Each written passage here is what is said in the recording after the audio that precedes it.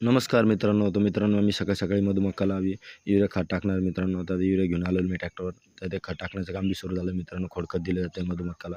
तर मित्रांनो खत टाकण्याचं काम पूर्ण झालेलं आहे. आता आपल्याला 1 एकर आंबे लागवड करायची मित्रांनो. कोया लागवड करणार आहे आज आम्ही. तर मित्रांनो आता गड्डे पाडून एकदम व्यवस्थित केले आम्ही. शेणखत मिक्स ते सगळे केलेले. आता हे गावरान आंब्याचे कोया आहे मित्रांनो.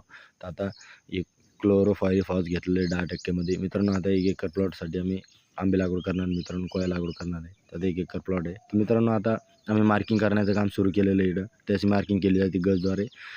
दोन्ही आंब्यातलं अंतर 9 फीटवर, दोन्ही आंब्यातलं आंबा डिस्टन्स आहे 13 फीट मित्रांनो.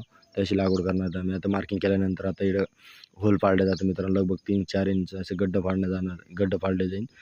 तर गड्डं पाडल्यानंतर आता एक कोया आम्ही लावणार आहे मित्रांनो. याच्या क्लोरोफायरिफॉस टाकले जाईल खाली. त्याच्यानंतर असे 4 कोया लावणार आहे मित्रांनो.